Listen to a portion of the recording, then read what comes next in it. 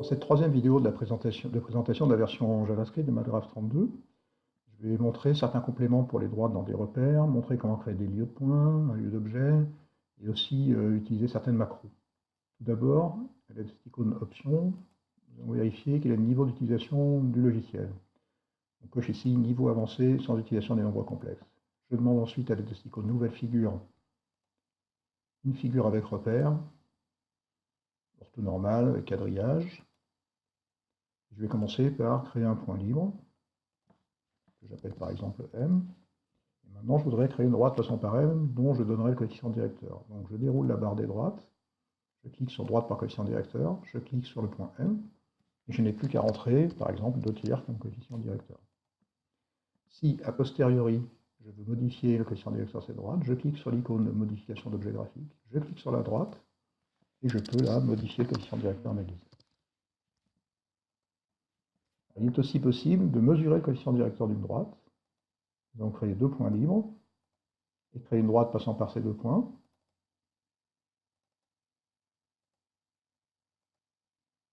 Voilà. Alors, je voudrais maintenant mesurer le coefficient directeur de cette droite. Je clique, je déroule les icônes de mesure, et ici j'ai une icône mesure de coefficient directeur. En haut à droite, on me demande de cliquer sur une droite, donc je clique sur ma droite, et on me demande un nom pour la mesure, je vais mettre petit m. Vous remarquerez que la droite, initialement, je ne lui avais pas donné de nom, mais qu'un nom lui a été automatiquement attribué, parce que quand on mesure quelque chose, il faut que les objets soient nommés. Voilà. Si maintenant je veux afficher, par exemple, en bleu, en haut et à gauche, la valeur de ce coefficient directeur, j'utilise l'icône ici d'affichage de valeur. Je clique en haut à gauche. Je demande un affichage de valeur de M, avec par exemple 3 décimales. Comme en tête, je peux mettre M égale environ. Si je veux le égal environ, je peux aller chercher dans le menu ici, Math, ici. Un espace encore après. Et voilà. Si maintenant je modifie mes 2 points, je vois mon coefficient directeur qui s'actualise. Bien, maintenant nous allons refaire une nouvelle figure, avec un repère du même type que tout à l'heure. Et nous allons créer ce qu'on appelle une astroïde. Tout d'abord, nous allons créer un point lié à l'axe des abscisses, par exemple ici, puis un cercle de centre haut passant par le point que nous venons de créer. Ensuite, je reclique sur l'icône point lié et je vais créer un point lié à ce cercle, que je vais appeler M. Si je veux déplacer le nom de M, je clique sur l'icône déplacer un nom et je peux le déplacer à ma guise. Ensuite, nous allons projeter orthogonalement le point M sur chacun des 2 axes. Donc, nous déroulons les icônes de points. Ici, nous avons une icône projetée orthogonale. En haut à droite, on me demande de cliquer d'abord sur la droite sur laquelle je veux projeter. Je vais cliquer sur l'axe des abscisses. Après, je clique sur le point M. Un premier point apparaît, je vais le nommer P. Je reclique maintenant sur l'axe des ordonnées. Je reclique sur M. Un deuxième point apparaît, que je vais appeler Q. Je vais déplacer son nom. Maintenant, en pointillé, je voudrais tracer des segments. Donc, dans la palette de style de trait, je sélectionne le style de trait pointillé. Je sélectionne l'icône création de segments et je lie le point M à mes 2 points M et P. Maintenant, en trait continu, je vais tracer le segment PQ. Et puis, de nouveau, je vais demander un projeteur orthogonal, ce coup-là sur le segment PQ. Donc, PQ, je clique sur le segment, puis je clique sur le point M. Ce point que je vais appeler N. En pointillé maintenant, non, d'ailleurs en trait continu, je vais tracer le segment MM. Maintenant, je vais marquer mon point N pour la trace. Alors pour ça, je déroule les icônes de points, et ici, j'ai une icône marqué point pour trace. Je clique sur le point N, mon point est donc maintenant marqué pour la trace. Dans la barre d'icônes supérieure, j'ai ici une icône avec des traces de pas. Si je clique dessus, elle devient active, et maintenant le mode trace est actif. Si je clique maintenant sur capturer, je vois que quand je déplace mon point M, une trace du point N apparaît chaque fois, et je vois apparaître une courbe. Pour nettoyer la figure, il suffit de cliquer sur cette icône, recalculer la figure.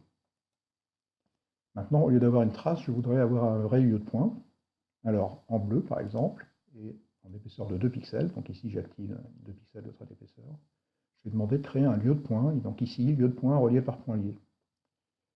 Donc je clique sur cette icône, on me demande au haut à droite de cliquer sur le point dans la trace génère le lieu, je clique donc sur M. Maintenant, on me demande de cliquer sur le point lié dont les positions génèrent le lieu, c'est le point M. Et je vais demander 500 points. Et comme mon lieu sera fermé, je coche la case lieu fermé. Donc voilà, maintenant, mon lieu de point, c'est plus une trace, mais c'est un vrai objet.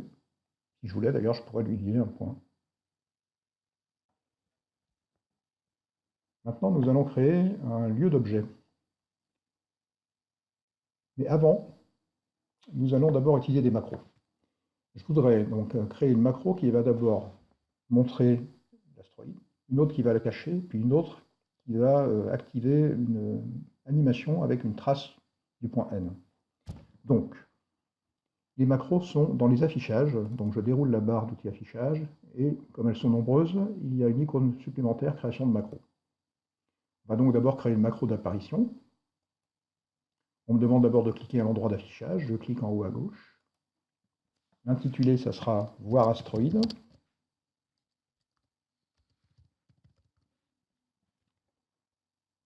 Et puis, je coche effacement du fond et je choisis la couleur de fond que je souhaite, par exemple une espèce de violet clair.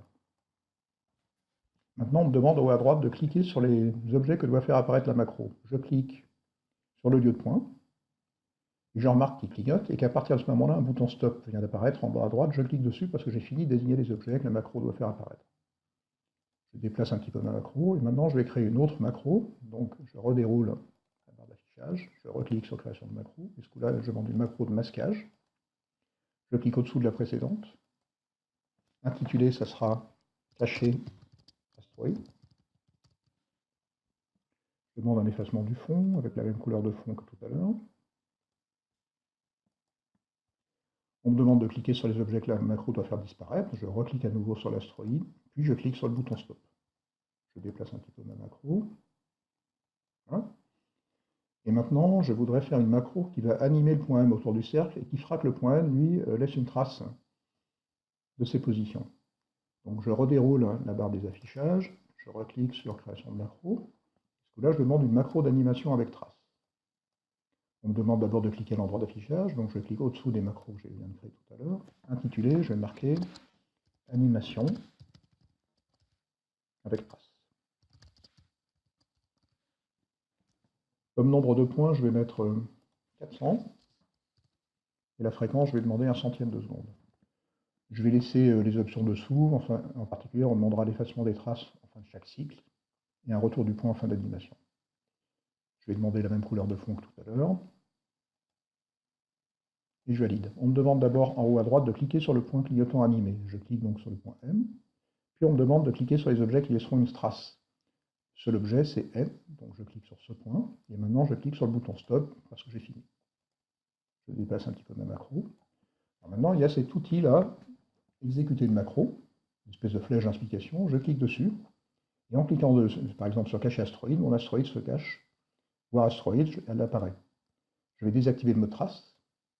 Voilà, donc mes traces disparaissent. Et puis, je clique maintenant sur la macro animation avec trace. Et mon figure s'anime toute seule. Et à la fin de chaque cycle, les traces disparaissent. Pour arrêter l'animation, il suffit de cliquer sur la figure. Je clique sur cette icône pour nettoyer la figure. Voilà. Alors maintenant, nous allons créer un lieu d'objet. Je vais de nouveau demander que l'astéroïde soit visible. Voilà. Nous allons demander le lieu d'objet du segment PQ quand le point M se déplace autour du cercle. On créera ce lieu d'objet, par exemple, dans cette couleur. Alors, les lieux d'objet sont dans les lieux, c'est cette barre d'icônes, là, et cette icône-là, lieu d'objet par point lié. Je clique dessus. En haut à droite, on me demande de cliquer sur l'objet dont la trace va générer le lieu. Je clique donc sur le segment PQ. Maintenant, on me demande de cliquer sur le point lié dont les positions vont générer le lieu. Je clique sur le point M. Je garde pour le moment 40 positions et je valide. Et voilà mon lieu d'objet qui vient d'apparaître. Je peux éventuellement modifier le nombre d'objets de ce lieu d'objet en cliquant. Par exemple, maintenant, je peux demander 80 valeurs. Maintenant, je voudrais faire encore un petit peu plus compliqué. Je voudrais que ce lieu d'objet, le nombre de lieux, soit déterminé par un curseur, ce qui va pouvoir me faire changer ensuite le nombre de valeurs de ce lieu de façon dynamique. Pour ça, je vais d'abord créer un curseur Donc j'active par exemple la couleur bleue.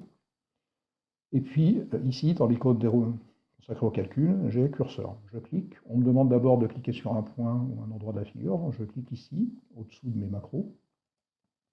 Et on me demande le type de curseur que je veux créer. Alors je vais demander un curseur de grande taille, horizontale, avec pas et avec graduation. Comme valeur mini, je vais mettre 10 par exemple. Comme valeur maxi, je vais mettre 210. Comme pas du curseur, je vais mettre 5. Et comme pas de graduation, je vais mettre 50. Alors j'ai pris entre 10 et 210 parce que le pas de graduation doit diviser la différence entre valeur maxi et valeur mini. Nom du calcul représente curseur, je vais mettre n. Et comme en tête, je vais mettre n égale.